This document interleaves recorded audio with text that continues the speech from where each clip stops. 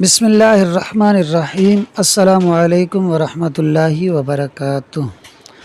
ثلاثی مجرد کے فعل مضارع میں علامات مضارع کو خفت یعنی آسانی کے لیے فتحہ دیا جاتا ہے، جیسے ضربہ کی فعل مضارع یضرب میں علامت مضارع یا کو فتحہ دیا گیا ہے، اور وہ فعل مضارع کہ جس کی فعل ماضی میں 4 حروف ہوں، بھلے چاروں اصلی ہوں، جیسے رباعی مجرد دحرجہ میں ہے، یا بھلے چاروں اصلی نہ ہوں بلکہ کوئی زائد حرف بھی ہو، جیسے ثلاثی مزید فی اکرمہ میں حمزہ۔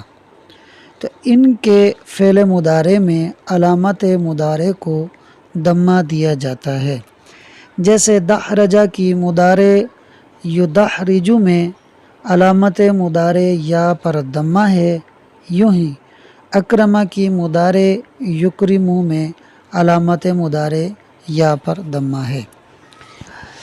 جس طرح ثلاثی اصل ہے اور رباعی اس کی فرع ہے کہ ثلاثی 3 حروف پر مشتمل ہوتا ہے اور رباعی 4 حروف پر مشتمل ہوتا ہے، تو 3 چونکہ 4 سے پہلے آتا ہے تو 3 4 کے لیے اصل ہے اور 4 3 کی فرع ہے۔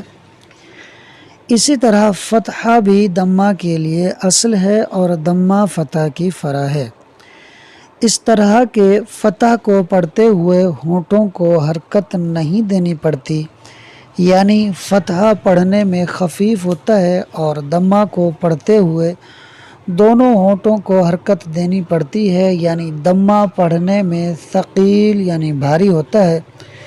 تو اب ایک قاعدہ سن لیں کہ جو خفیف ہو وہ اصل ہوتا ہے، لہٰذا فتحہ چونکہ خفیف ہے تو وہ اصل ہے، اور جو ثقیل ہو وہ فرع ہوتا ہے، لہٰذا ضمہ جو کہ ثقیل ہے یہ فرع ہے۔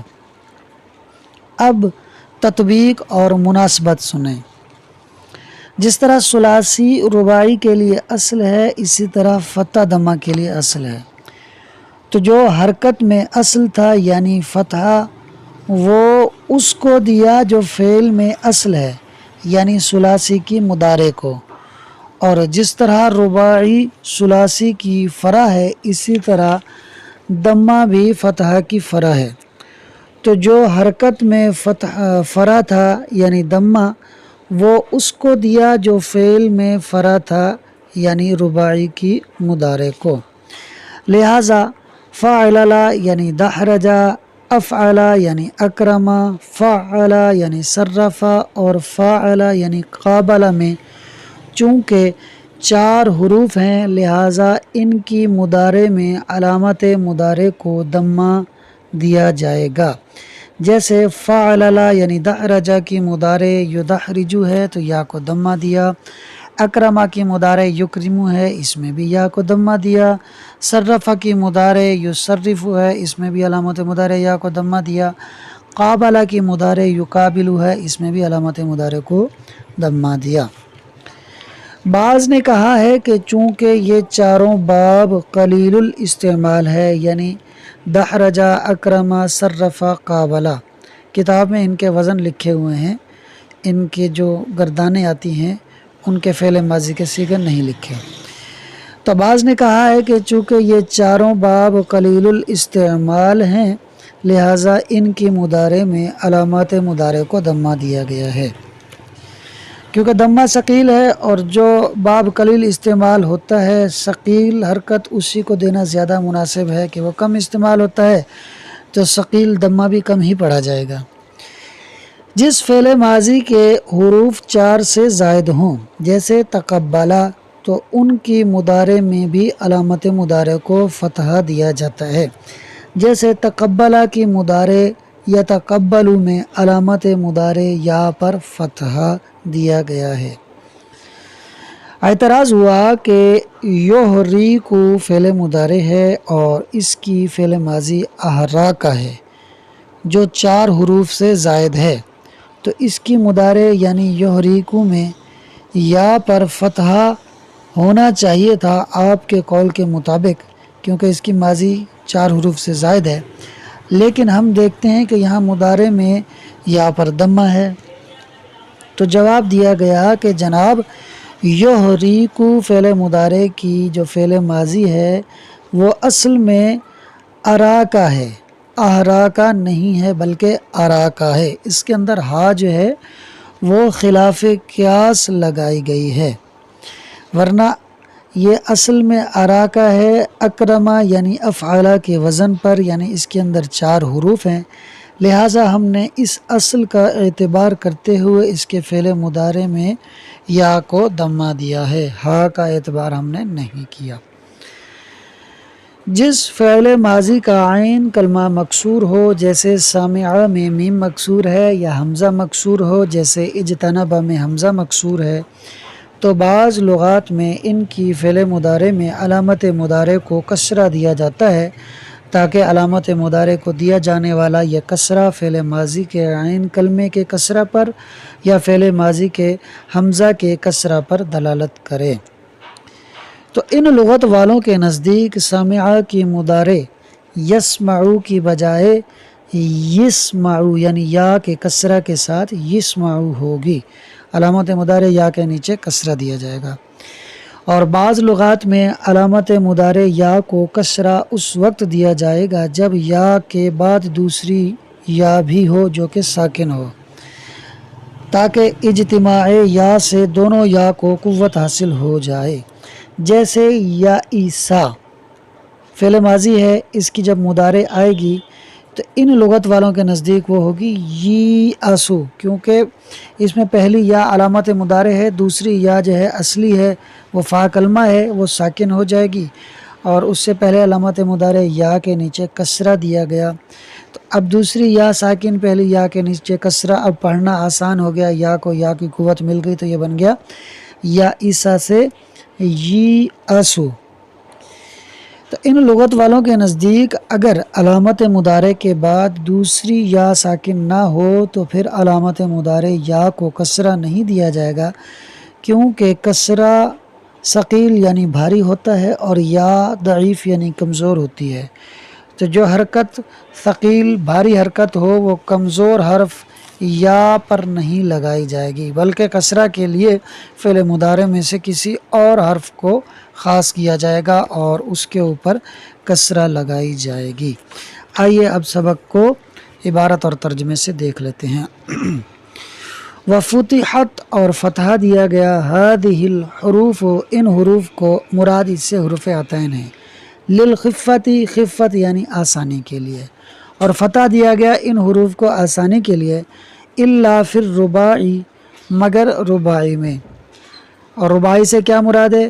وَهُوَ فَعْلَلَ وَأَفْعَلَ وَفَعَلَ وَفَعَلَ، اور وہ فعلل یعنی دہرجہ، اور افعل یعنی اکرما، اور فعل یعنی صرفہ، اور فاعل یعنی قابلہ ہیں۔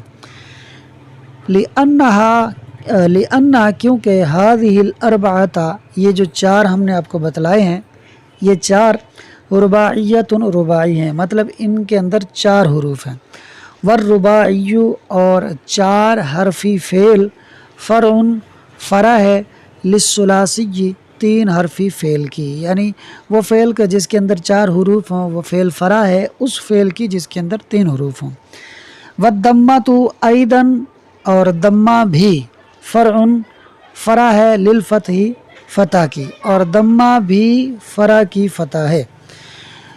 اس لیے جو ہے یہ چاروں فعل، افعل، فاعل، فعلل، یہ ثلاثی کی وہ فرع ہے، اور دمہ جو ہے وہ فتح کی فرع ہے، تو ان کی مضارع میں علامت مضارع کو دمہ دیا، اور جو ثلاثی تھا اس کی مضارع میں علامت مضارع کو فتح دیا۔